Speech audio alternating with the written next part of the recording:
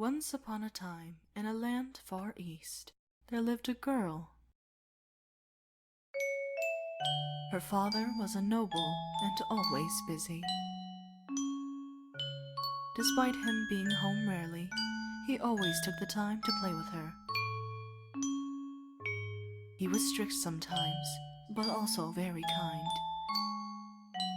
All her life, he told her she had to stay home, never to leave the house.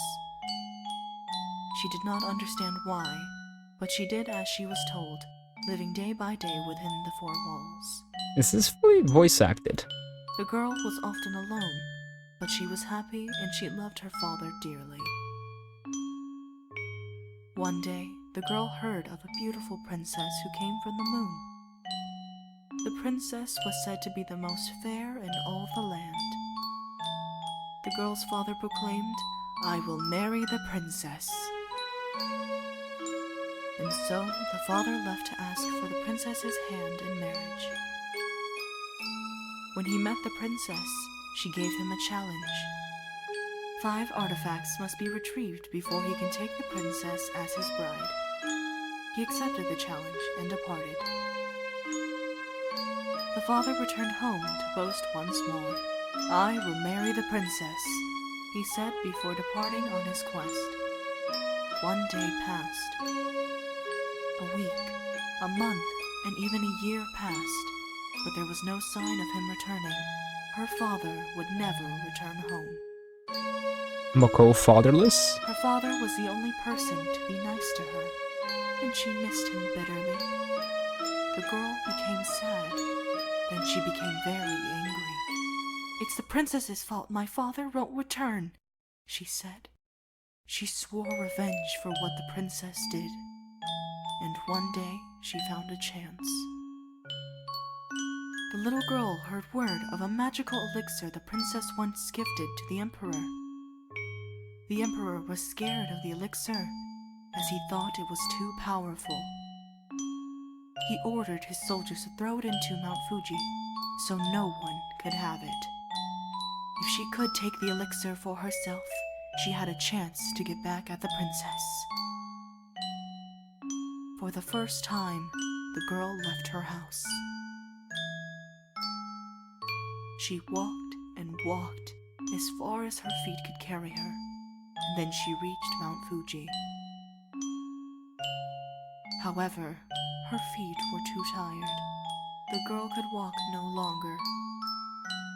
The girl started to cry, as she could not climb the mountain. The elixir was still so far away. It's sad that the voice is very quiet in comparison to the audio. Just then, a man appeared. It was one of the soldiers who the emperor sent to throw the elixir into the volcano. He helped her up, and so together they climbed. Soon, they reached the top. He had been so nice to me, she thought. But she promised to herself, and a promise she must keep. Together, they stood there, on top of the volcano. She stood there, thinking how nice the man was to her. The only other person to show her kindness. She took a step back.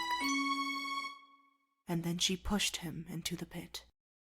Into the pit? Ayo, FNAF reference? The girl took the elixir and ran as fast as she could down the mountain.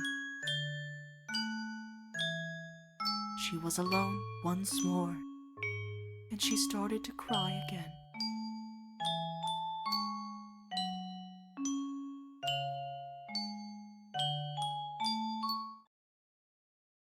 Tears rolled down her face as she drank the elixir.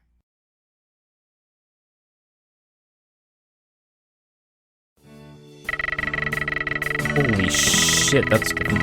I was not aware there was a bar in such close proximity to Geidontei. Now this is already a whole lot louder. I'm not aware that there was a bar in such close proximity to Geidontei. It's relatively new. I think it was a ramen shop before. But you know, this place isn't exactly close to the main road. Can't imagine many people come here to get some ramen. Hope this bar proves its staying power. Having a place to relax after work would help immensely. I'll be sure to provide the bar with my continued patronage. In any case, what do you want to talk about, Fujiwara-san? Yeah, do I need a reason to hang out with you? You know, we aren't exactly friends. I mean, we aren't colleagues either. But you also, lest you forget, try to murder my employer on a regular basis. That's true, but you wouldn't count me to your enemies, right? Alright? I suppose so. If nothing else, you have actually helped me out more than caused harm. You do bring people to Reisen from time to time. Fighting with you seems to be at least somewhat keeping Kagehime entertained. And she can't exactly die now, can she? You don't have to remind me of that. I kinda sort of just wanted to, you know, just hang out with someone. Talk about some random stuff. You know. Very well, let's talk. Work. Reisen's job. I want to know more about your job. My job? Yeah, I mean, I know you work at Geidontei for Kaguya, but... You know, what do you actually do exactly? Well, if I had to describe it, I'd say I'm Kagehime's servant and Reisen-sama's personal assistant. Not until a stranger from New York eats cotton candy. And that means that I do whatever is required of me. Guarding the princess, delivering messages, giving directions to other servants. Most of the time it means running errands for them, in essence. So you're basically their goon. I wouldn't put it that way. Now that you mention it, there are others like you, right? We have a lot of rabbits in our employ. Both Earth and Moon rabbits, yes. As a difference? Mokou? Mokou racist? Excuse me? Wait, there are rabbits on the moon. Yes, I am from the moon and I'm a rabbit. I can't say that it should be surprising, I just didn't know you were a moon rabbit. Well, I wasn't aware that you were from the moon to begin with. Suppose it doesn't make much difference to humans. Earth rabbits and moon rabbits seem to be identical to humans. Well, any human I bet at least. You can't really expect people to know the difference if they aren't aware that there are even two different kinds of rabbits. To be fair, I'm not even sure if Kagehime really knows the difference between the two. She calls all of us Inaba. I'm just one of many Inaba. It's a little bit depressing, to be honest with you. Huh? What's the difference then? You know, now that you mention it, it would be hard to explain to you. There's some subtle differences in appearance, but I guess non-rabbits wouldn't pick up on them. What does that mean? But beyond superficial differences, the two are very different at physiological and metaphysical levels. Earth and Moon rabbits tick a little differently, is what I'm saying. So what you're saying is I probably couldn't tell a difference if I tried. Essentially, yes, but I suppose if you had spent a long time with both kinds, you might be able to pick up on some differences. Meaning it's not something I'd probably do. Got it. You call yourself their personal assistant, though. Yes. If you really are just one of many, why would you be their personal assistant then? Well, now that you mention it, Reisen-sama does call me her favorite servant. In contrast to Kagehime, Reisen-sama calls me by name. Well, she has a nickname for me, but still. Sounds like you're popular with your boss. Good for you.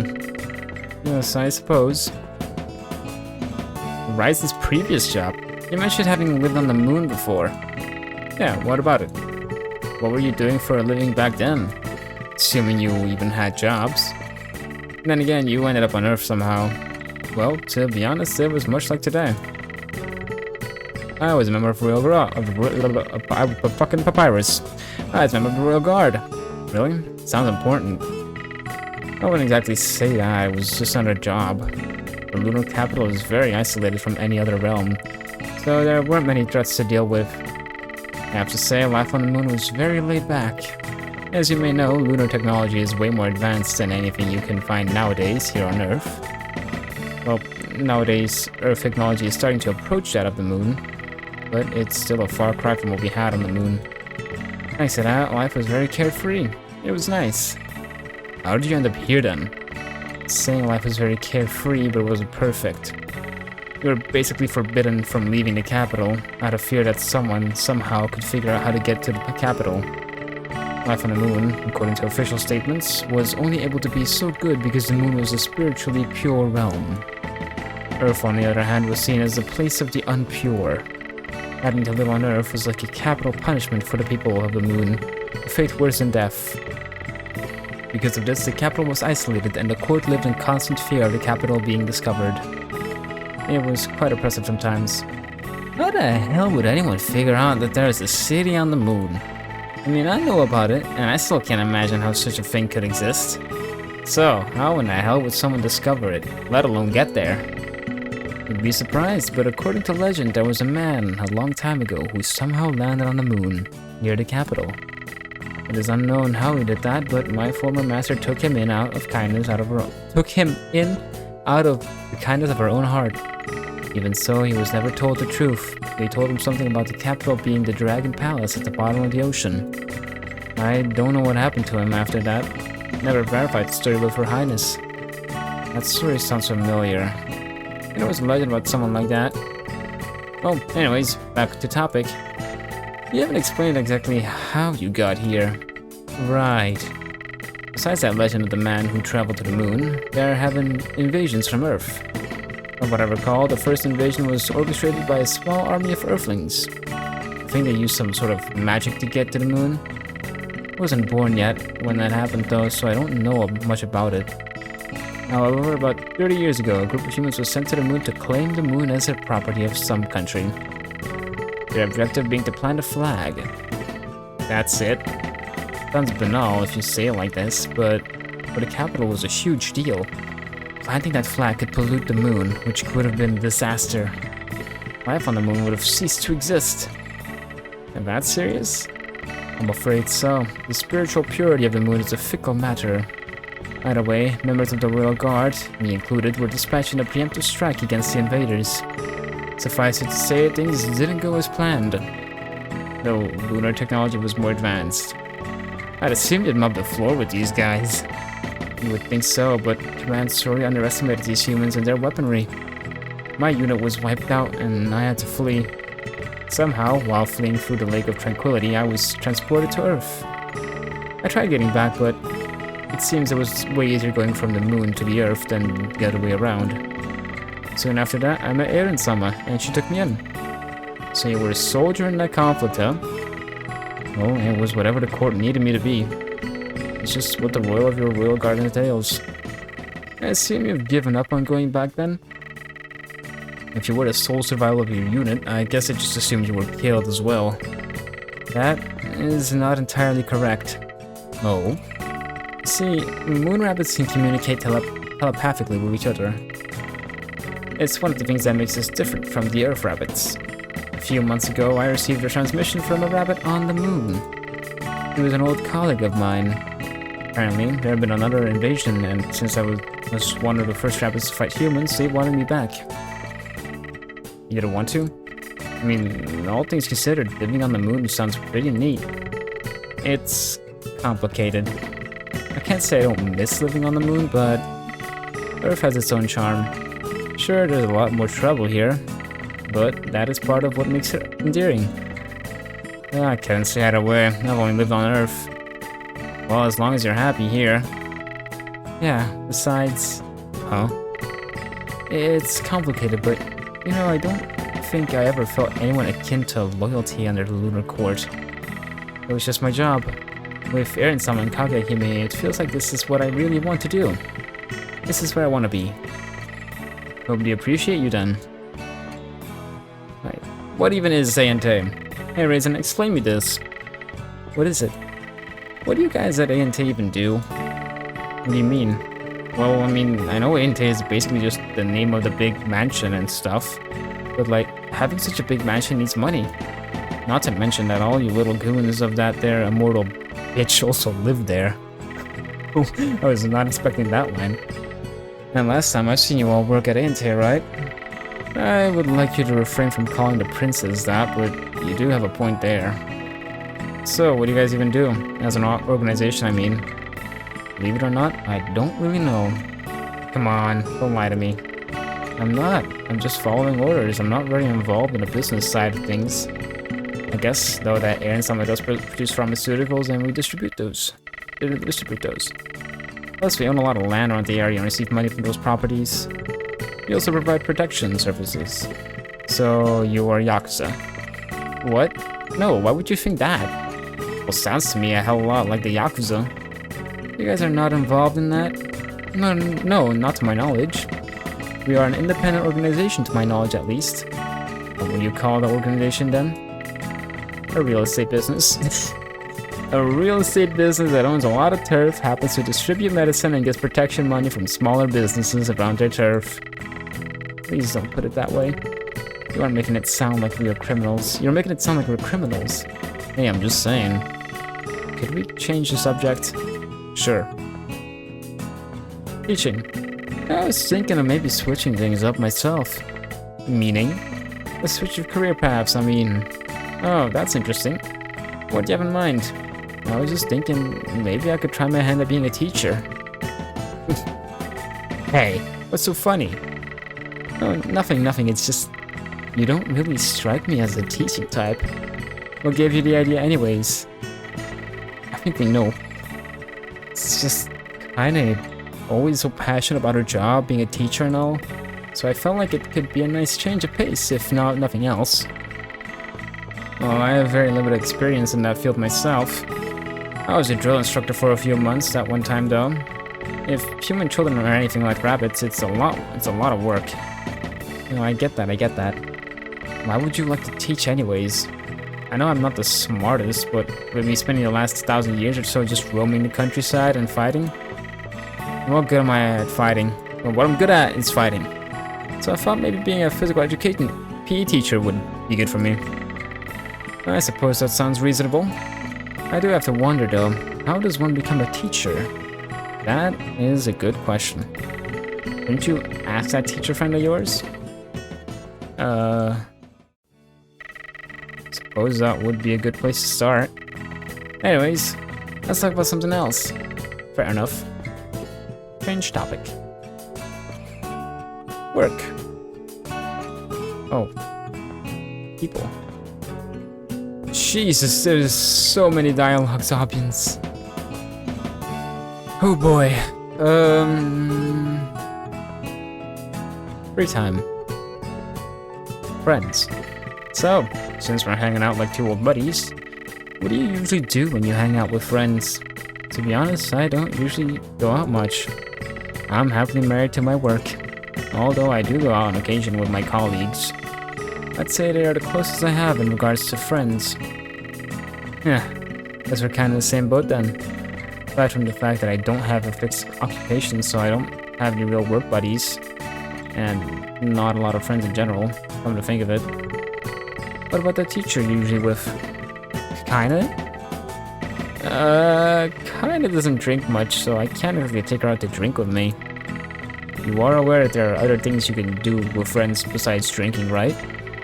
I assume you see Kindness then quite often. You do seem very close. What do you usually do when you are with her? Talking? Talking mostly. Like we're doing right now? Exactly. Huh. Fair enough. Alcohol. Do you like alcohol, Reisen? Oh, that was weird. That was supposed to be Mokou. I honestly do. I wouldn't have thought that I would at first, but I do. First I felt obligated to do since it's part of the local culture. I have to say that after a while, the relief of stress brought by alcoholic beverages is very appealing. Good to hear. I agree with you there. Okay, that's very weird. Fighting. You know, when I'm bored, I sometimes go out and look for a fight. I've noticed. After all, you appear at our estate quite frequently, challenging Kagehime to a deadly duel and such. That is an entirely different matter, you know it. Anyways, do you have the desire to, you know, wreck face? I have to admit that I'm not particularly fond of violence. Most moon rabbits aren't, I believe. I didn't enjoy it at first either. It's just something I had to do. Well, I'd say to survive, but I understand. Yeah, so at first I just did it to defend myself. Started to learn magic to make it easier on me. When I became competent at using fire magic and fist fighting, it began being fun. Is it fun for you to fight Kagehime too? I don't know how to answer that. Very well. Please don't be too reckless when you are having your fun with the princess. That is implying something else. Repairs can get quite costly. Besides, the human that picks you up afterwards seems to be exceedingly worried. The human that picks you up afterwards seems to be exceedingly worried for your well-being. I advise you not to make her worry too much. Oh, that's kinda. So, I know you don't like fighting, but what's your stance towards a spellcard battle? Those seem to be popular these days, and I'd say they are generally a lot safer than your regular ordinary street fight. I'm not very knowledgeable on the matter, I have to admit, mainly because I don't like fighting. But the fights I'm involved in usually are more of a lethal nature, sadly. Though the matter of spellcard duels puzzles me a bit. Haven't duels of this nature existed since at least the last 3 decades? I do distinctly remember being shocked how casually these duels have been carried out back when I came to Earth. Nah, spellcards have existed back then, but they weren't as common. Nowadays, magic duels for fun and sports are almost always carried out with spellcards. That has been a very recent phenomenon though. Maybe 3 years, 5 years? I'm terrible at keeping track of time. Well, as I said, I'm not very knowledgeable on the subject. I will take your word for it. Food. Your rabbits still need to eat food, right? Certainly. I could not come up with a reason that would convince you otherwise. So, what kind of food do you like here? It's quite embarrassing because it seems to be kind of stereotypical, but I'm very fond of mochi. Yeah, no, I get you. People often give me weird looks when I tell them I like yakitori, so I understand what you mean. Why would anyone find this weird? Well, you see, I have a bit of a reputation on the streets. Because of my immortality and my affinity for the fire magic, some have assumed that I'm the phoenix. So, word got around, and now a lot of people tell stories about the phoenix of Taketori-ku. When people recognize me and see me eating yakitori, they get freaked out by it. You know, because a bird eating another bird is cannibalism or something like that. I'm not entirely familiar with the dietary needs of a phoenix. But I do know birds of prey sometimes eat smaller birds. It might be considered normal for phoenixes to eat birds, but I couldn't know either way. Yeah, you tell that to those guys, I wouldn't know either too, to be honest. You could ask your boss, she might know. I could do that. Ah, well, I don't really care. They want to think me as a phoenix that eats chicken, so be it. Fair enough. You stay fair enough a lot of times. In the meantime, I'm gonna get something to drink. I'm getting exhausted.